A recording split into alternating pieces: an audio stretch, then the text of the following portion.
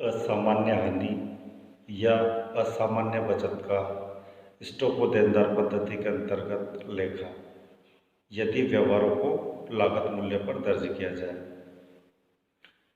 असामान्य हानि को ब्रांच स्टॉक अकाउंट के क्रेडिट पक्ष पर लिखा जाएगा बाई ब्रांच P&L अकाउंट और इसी राशि को ब्रांच P&L अकाउंट के डेबिट पक्ष पर लिखा जाएगा टू ब्रांच स्टॉक अकाउंट। इसी तरीके से असामान्य बचत को स्टॉक अकाउंट के डेबिट पक्ष पर लिखा जाएगा टू ब्रांच P&L अकाउंट और ब्रांच P&L अकाउंट के क्रेडिट पक्ष पर लिखा जाएगा बाय ब्रांच स्टॉक अकाउंट।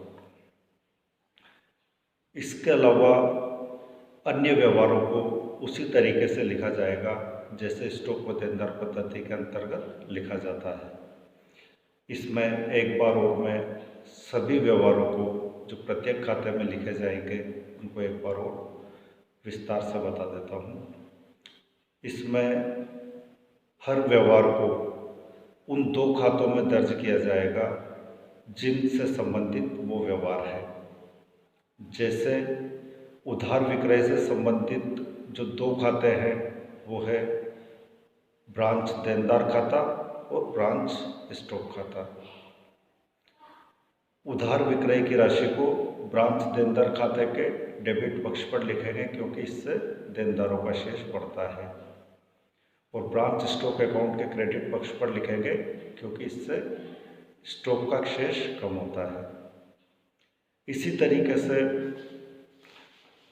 विक्रय वापसी को स्टॉक अकाउंट के डेबिट पक्ष पर लिखेंगे क्योंकि इससे स्टॉक का शेष बढ़ता है, यानी ब्रांच स्टॉक अकाउंट के डेबिट पक्ष पर विक्रय वापसी को लिखेंगे टू ब्रांच डेटर्स, ब्रैकेट में लिख देंगे सेल्स रिटर्न।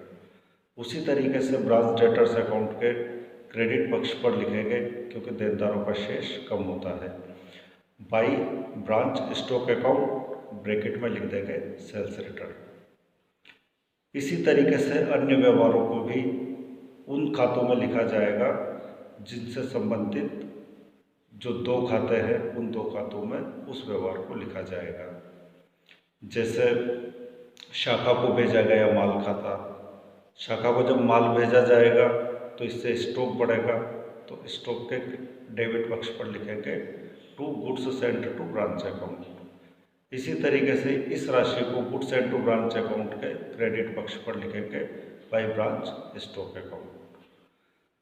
इसके अलावा अन्य जो व्यवहार है जैसे शाखा के देनदारों को दिया गया भट्टा, इससे संबंधित जो दो खाते हैं वो है एक तो शाखा खर्च खाता और एक है शाखा देनदार खाता। इसे शाखा देनदार खाते के क्रेडिट पक्ष पर लिखेंगे बाय ब्रांच एक्सपेंसेस अकाउंट और खर्च खाते के डेबिट पक्ष पर लिखेंगे to branch debtors account, bracket में लिख देंगे डिस्काउंट। इसी तरीके से डूबत ऋण के लिए भी यही प्रविष्टि की जाएगी। डूबत ऋण से संबंधित दो खाते हैं ब्रांच डेटर्स अकाउंट और ब्रांच एक्सपेंसेस अकाउंट।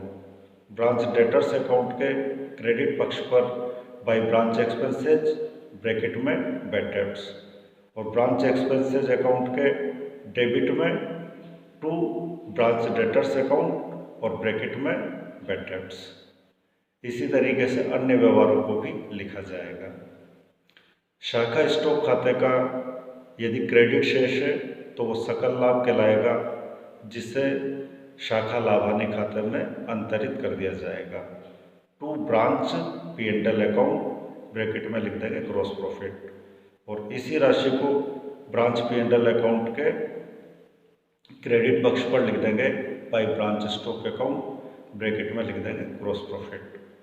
तथा यदि स्टॉक अकाउंट का डेबिट शेष अधिक हो तो ये कहलाएगी सकल हानि जिसे शाखा स्टॉक खाते के क्रेडिट पक्ष पर लिखा जाएगा by branch P&L account, bracket में ग्रॉस लॉस और इसी राशि को शाखा लाभानी खाते के डेबिट पक्ष पर लिख देंगे टू ब्रांच स्टॉक और ब्रैकेट में लिख देंगे ग्रॉस लॉस। इसके अलावा डेटर्स अकाउंट का जोड़ लगाकर इस खाते को बंद कर दिया जाएगा। सभी व्यवहारों को लिखने के बाद ब्रांच एक्सपेंसेज का जो शेष है उसे भी शाखा लाभानी खाते में अंतरित कर दिया जाएगा। यानी ब्रांच एक्सपेंसेज में सभी खर्चों को लिखने के बाद बाई ब्रांच P&L अकाउंट लिखकर ये सारी राशि P&L अकाउंट में ट्रांसफ़र कर दी जाएगी और P&L अकाउंट में लिख दिया जाएगा to branch expenses account. Goods sent to branch account का शेष प्रधान कार्यालय के व्यापार खाते में अंतरित कर दिया जाएगा। यानी goods sent to branch account के डेबिट पक्ष पर लिख देंगे टू ट्रेडिंग अकाउंट और goods sent to branch account को बंद कर दिया जाएगा।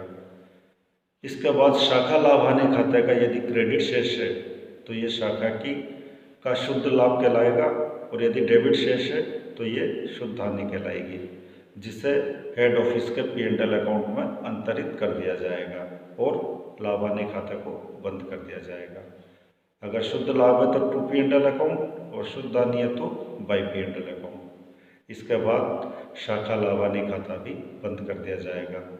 और असामान्य हानि असामान्य बचत है तो असामान्य हानि को स्टॉक अकाउंट के क्रेडिट पक्ष में लिखेंगे बाई ब्रांच P&L अकाउंट और P&L अकाउंट के डेबिट में लिखेंगे टू ब्रांच स्टॉक अकाउंट। इसी तरीके से असामान्य बचत है तो उसे स्टॉक अकाउंट के डेबिट में लिखेंगे टू ब्रांच P&L अकाउंट और ब्रांच P&L अकाउंट के क्रेडिट पक्ष में लिखेंगे बाई ब्रांच स्टॉक अकाउंट। असामान्य हानि में सामान्यतया माल का क्षय, चोरी, आग से माल का नष्ट होना या अन्य कारणों से माल की असामान्य हानि।